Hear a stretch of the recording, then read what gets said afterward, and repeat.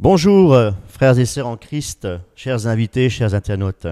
Nous voici réunis au nom de Jésus-Christ de Nazareth pour lui offrir un culte qui lui soit agréable. Le Seigneur nous aime, le Seigneur veut notre sanctification. Le Seigneur veut nous sanctifier pour que nous puissions accéder au trône de Dieu, pour que nous puissions un jour entrer dans cette nouvelle Jérusalem, car le Seigneur nous a préparé une place dans le ciel. Et je crois que ce matin, le Seigneur a quelque chose à nous apporter, parce que l'Esprit de Dieu est vivant. Le Seigneur est vivant, son Esprit est vivant. Et là où deux ou plusieurs sont assemblés en mon nom, je suis au milieu de vous. Et le Seigneur, ce matin, veut vraiment nous apporter de la nourriture spirituelle. Voilà. Et j'aimerais, pour introduire ce message, si vous voulez prendre avec moi 1 Corinthiens, chapitre 14, à partir du verset 33. Et je vais faire la lecture. « Car Dieu ne nous a pas appelés à vivre dans le désordre, mais dans la paix. Comme dans toutes les églises du peuple de Dieu, il faut que les femmes gardent le silence dans les assemblées de Dieu. Il ne leur est pas permis d'y parler, même aussi d'enseigner. Comme le dit la loi de Dieu, elles doivent être soumises. Si elles désirent un renseignement, qu'elles interrogent leur mari à la maison. Il n'est pas convenable pour une femme de parler dans une assemblée de l'Église. Ou bien serait-ce de chez vous que la parole de Dieu est venue? Ou serait-ce à vous seul qu'elle est parvenue? Si quelqu'un pense être un messager de Dieu ou pense avoir un don spirituel, il doit reconnaître que ce que je vous écris est un commandement du Seigneur. Mais s'il ne le reconnaît pas, qu'on ne tienne pas compte de lui. Alléluia. Ainsi, mes frères, votre désir doit être de transmettre des messages reçus de Dieu, mais n'interdisez pas de parler en langue inconnue, que tout se fasse avec dignité et ordre.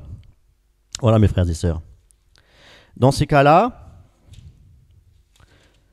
on pourrait aussi se poser la question, parce que très souvent de fois, la femme doit se taire dans l'église, la femme n'a pas le droit à débattre sur un sujet bien précis, quoi que ce soit, ça va jusque-là. Et dans ces cas-là, pourquoi n'obéissent-elles pas au commandement du Seigneur lorsqu'il dit au chapitre 11, la femme doit se couvrir la tête pendant le culte ou pendant la prière? Voilà, mais interdire la femme de prêcher, voilà, on n'a pas le droit parce que c'est écrit. Il faut savoir une chose. Vous pouvez chercher dans un autre, dans quel que soit l'épître ou dans la parole de Dieu, c'est le seul passage où fait mention effectivement que la femme doit se taire dans l'église. Et pour quelle raison? Tout simplement parce que la femme était bruyante. Faut savoir qu'ici on est à Corinthe. Et la révélation apostolique n'a pas encore été réellement transmise dans l'église. La Bible n'était pas encore canonisée quelque part, entre guillemets. Ils avaient encore à l'époque l'ancienne alliance. Ils travaillaient, l'apôtre expliquait également l'ancienne alliance, mais aussi des nouvelles révélations, voilà, qui ont été données à eux, aux apôtres. Et forcément, on pourrait se dire donc à ce moment-là, la femme qui, elle, ouvre sa bouche dans l'assemblée, c'était dérangeant plus qu'autre chose. Parce qu'elle n'avait pas la science, elle n'avait pas la science infuse, elle n'avait pas la révélation. La révélation a été donnée aux apôtres pour clore le canon biblique. Et là, on pourrait voir au verset 36, ou bien serait-ce de chez vous que la parole de Dieu est venue, ou serait-ce seul à vous qu'elle est parvenue? Comprenez bien. Maintenant, nous avons la parole. Elle est close, elle est finie. Nous avons, depuis la Genèse jusqu'à l'Apocalypse, nous avons la parole de Dieu. Et je crois qu'aujourd'hui, il y a des femmes missionnaires, il y a des femmes effectivement qui prêchent la parole, parce que lorsqu'il est écrit effectivement à de Parlement de prêcher la bonne nouvelle à toute la création, forcément il n'y a plus d'homme ni femme, il ne s'agissait pas seulement de l'homme, il s'agissait aussi de la femme. Nous avons toute la révélation qui est écrite aujourd'hui, la parole de Dieu, donc nous ne devons rien y ajouter, rien y retrancher. Voilà, et c'est pour cette raison aussi que ma femme ce matin aimerait aussi vous apporter un message de la part de Dieu, non pas une nouvelle révélation, mais quelque chose qui est déjà écrit Et tout simplement un des avertissements, il faut savoir qu'il y avait également des prophétesses, même au temps de Jésus, même dans l'ancienne alliance et dans la nouvelle alliance, il y avait des prophétesses. Voilà.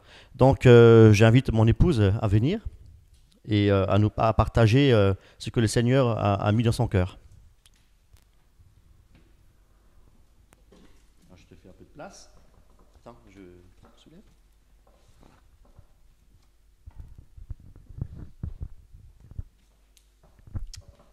Merci, mon cher époux et frère en Christ. Bonjour, chers internautes et mes frères et sœurs, mes bien-aimés en Jésus-Christ. Voilà, oui, mon mari a effectivement appuyé sur ce passage qui dit que la femme doit se taire.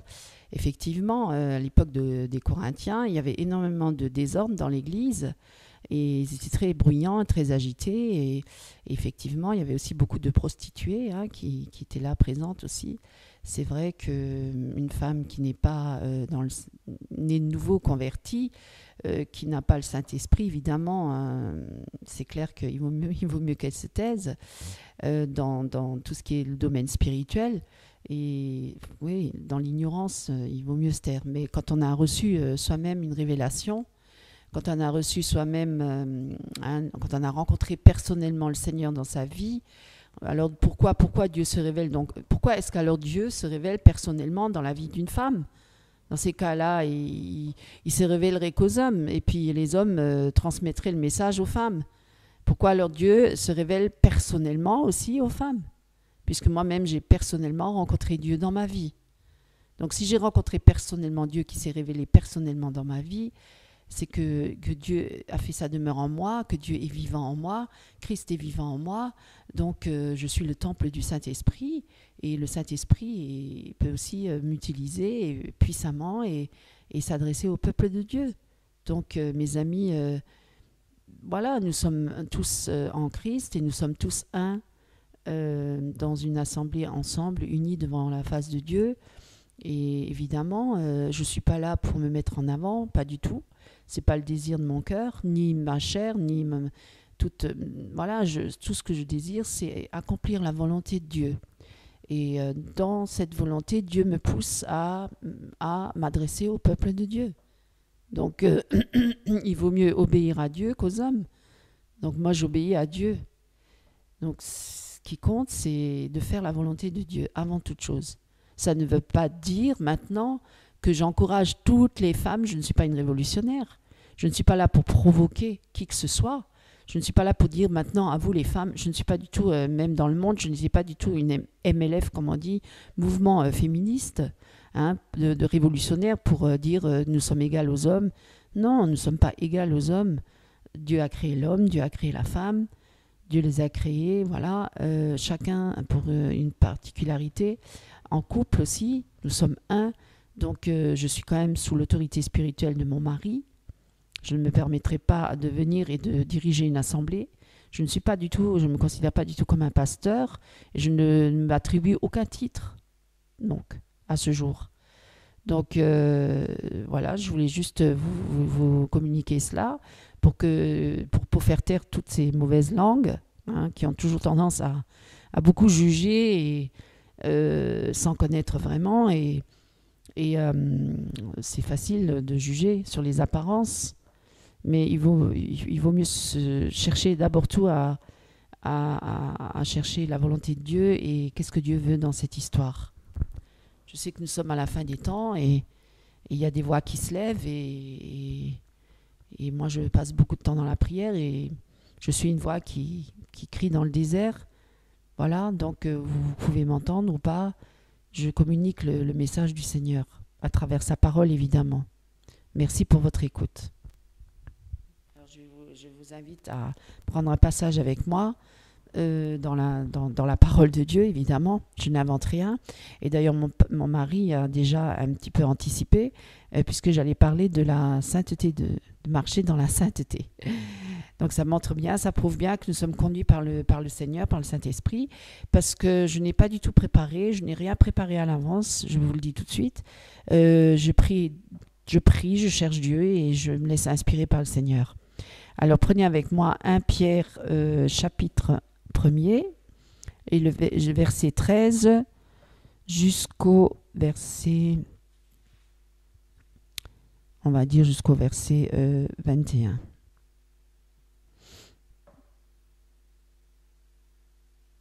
Voilà, alors je lis. C'est pourquoi, saignez les reins de votre entendement, soyez sobres et ayez une entière espérance dans la grâce qui vous sera apportée lorsque Jésus-Christ apparaîtra. Comme des enfants obéissants, ne vous conformez pas aux convoitises que vous aviez autrefois quand vous étiez dans l'ignorance. Mais puisque celui qui vous a appelé est saint, vous aussi soyez saints dans toute votre conduite. Selon qu'il est écrit, vous serez saints, car je suis saint. Et si vous invoquez comme Père celui qui juge selon l'œuvre de chacun, sans exception de personne, conduisez-vous avec crainte pendant le temps de votre pèlerinage, sachant que ce n'est pas par des choses périssables, par de l'argent ou de l'or que vous avez été rachetés de la vaine manière de vivre que vous aviez hérité de vos pères, mais par le sang précieux de Christ, comme d'un agneau sans défaut et sans tache, prédestiné avant la fondation du monde et manifesté à la fin des temps, à cause de vous qui par lui croyez en Dieu, lequel l'a ressuscité des morts et lui a donné la gloire, en sorte que votre foi et votre espérance reposent sur Dieu. Amen. Voilà. Donc, qu'est-ce qu'il est précisé dans ce passage? Dans ce passage, il est dit que soyez saints comme je suis saint, comme Dieu est saint. Qu'est-ce que veut dire la sainteté? La sainteté, c'est être mis à part. Hein? Donc, mis à part, se retirer de toute souillure, se retirer de toute convoitise, hein? Se purifier par le sang de Jésus, évidemment, parce que par nous-mêmes, nous ne pouvons pas nous purifier par nous-mêmes. C'est pourquoi Jésus est venu, justement, parce qu'il a tout accompli sur la croix et parce que lui-même n'avait commis aucun péché. C'est lui qui a tout accompli et c'est grâce à lui, à son esprit, à travers nous, que nous pouvons être saints, que nous sommes saints. Il nous a purifiés, lavés de tous nos péchés. Et maintenant, nous devons marcher en nouveauté de vie, parce que nous sommes des nouvelles créatures. Nous ne devons plus nous conformer à ce siècle-ci, mais nous devons être renouvelés dans notre entendement par le Saint-Esprit. Donc, nous devons regarder à Christ et nous conformer entièrement à sa parole, à Christ, être dans l'obéissance, hein, lui obéir, marcher, être mis à part et se retirer du monde. Ça ne veut pas dire qu'il faut ne plus marcher dans le monde, mais il faut ne plus faire partie du monde. Jésus l'avait dit lui-même, Père, je prie pour ceux que tu m'as donnés, non pas pour qu'ils se retirent du monde, non pas pour les ôter du monde, mais pour que les garder du malin. Donc mes amis, mes frères et mes sœurs, ce qui est important aujourd'hui, c'est que le Seigneur, par son esprit, nous met à part, nous a sortis de ce siècle mauvais, nous a arrachés des griffes de Satan, de ce monde qui va à la perdition, hein, parce que ce monde-là, il est contraire à Dieu, il est à l'opposé de Dieu, il n'a rien de Dieu. Voilà, et ce monde, il est sous l'emprise du malin, le monde entier est sous l'emprise du malin. Donc ce qui est important, c'est de se mettre à part, c'est de sortir de ce monde pour être sanctifié, purifié, lavé de tous nos péchés, délivré, et pour marcher en nouveauté de vie, des nouvelles créatures, et pour obéir, pour marcher dans l'obéissance et la sainteté. Donc ça, c'est très très important.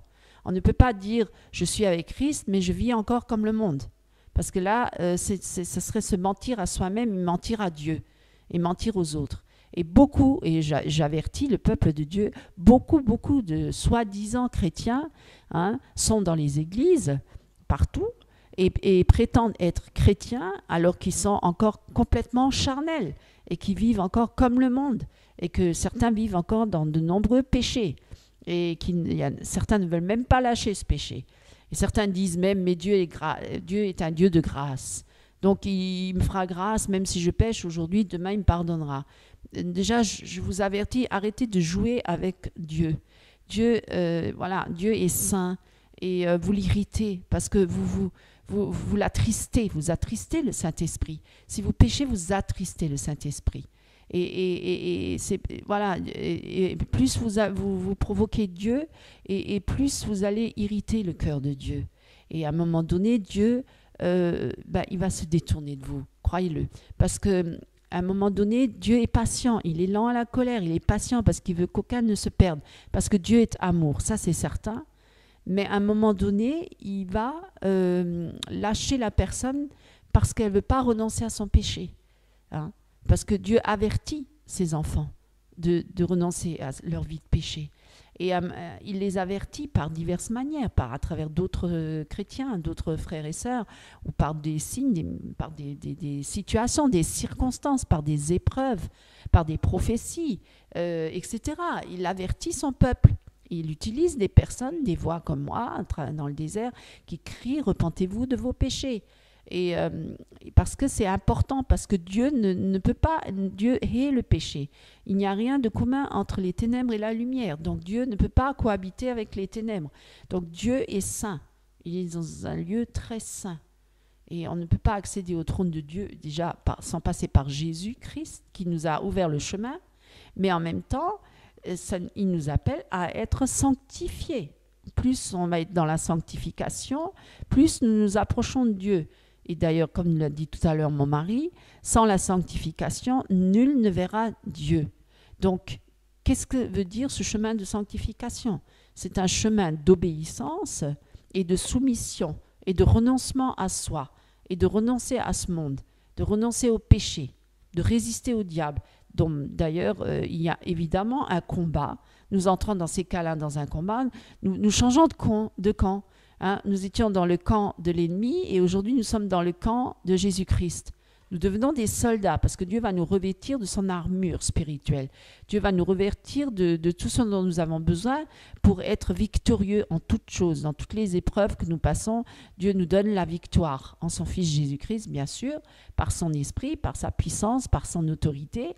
Il nous aide, il nous soutient, et il est là, il nous enveloppe, il nous entoure de sa bienveillance, de son amour, et il est toujours présent, il ne nous abandonnera jamais. Jamais Dieu nous abandonnera. Croyez-le-moi, mes frères et sœurs. Mais l'adversaire rôde comme un lion rugissant, cherchant qui il pourra dévorer. C'est pourquoi, mes amis, arrêtez de pécher. Parce qu'à partir du moment où vous arrêtez de pécher, l'ennemi ne peut plus rien contre vous.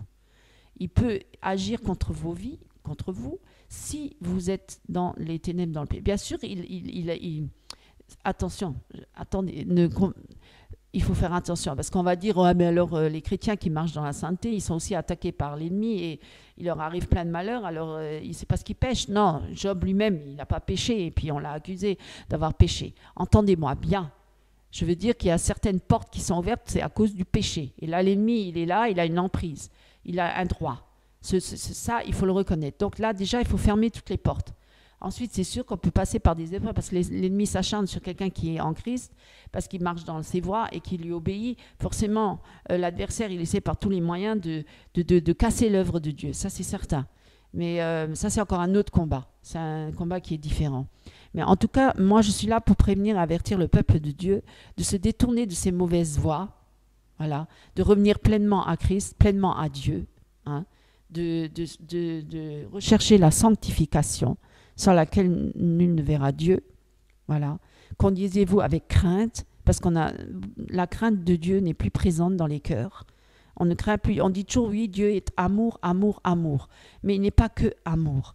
Amour sans justice, sans sainteté, Dieu n'est pas Dieu. Voilà. Dieu est un tout, Dieu est tout puissant, Dieu est voilà, il est tout. Il n'est pas seulement amour, il est aussi sainteté, pureté, il est justice, il est vérité, il est lumière, il y a tellement de noms qu'on peut donner à Dieu. Donc, je vous invite vraiment à vous avancer vers le Seigneur, à plier le genou devant lui, et je vous encourage vraiment à confesser tous vos péchés, vraiment à renoncer à votre vie de péché. Et le peuple de Dieu, oui, j'avertis le peuple de Dieu, parce que c'est le peuple de Dieu qui pêche. Le monde aussi, il est dans le péché, mais le peuple de Dieu pêche énormément. Et il est temps, vraiment, il est temps de revenir pleinement à Christ. C'est un appel. C'est un appel à revenir pleinement à Christ, à renoncer à toute convoitise de ce monde, à renoncer à l'orgueil de la vie. Hein, les gens qui sont très orgueilleux, qui veulent réussir dans le monde, réussir dans les affaires, est-ce que vous vous êtes posé la question si Dieu était dans cette affaire? Est-ce que vous avez demandé si Dieu était d'accord avec tout ça? Parce que la première chose qui est importante, c'est de chercher la volonté de Dieu. Est-ce que c'est ta volonté, Seigneur? Est-ce que vous vous posez la question dans toutes les entreprises ou dans tout ce que vous entreprenez, dans tout ce que vous faites, Seigneur, est-ce que c'est ta volonté? Est-ce que vous allez devant le trône de Dieu pour demander au Seigneur, Seigneur, ce que je fais là, est-ce que c'est réellement ce que tu veux que je fasse? Ou montre-moi ce que toi tu veux que je fasse, ta volonté. Parce qu'en toute chose, les apôtres étaient toujours conduits par le Saint-Esprit. Et parfois, le Saint-Esprit les empêchait d'aller à un endroit parce que ce n'était pas la volonté de Dieu. Et par d'autres moments, le Saint-Esprit les poussait à aller à un autre endroit parce que c'était la volonté de Dieu. Donc, mes amis, je vous invite à chercher la face de Dieu et à prier, à invoquer l'Éternel, invoquer le nom de Dieu pour lui demander quelle est sa volonté dans votre vie. Voilà, je vous remercie pour votre écoute et que Dieu vous bénisse abondamment. Amen.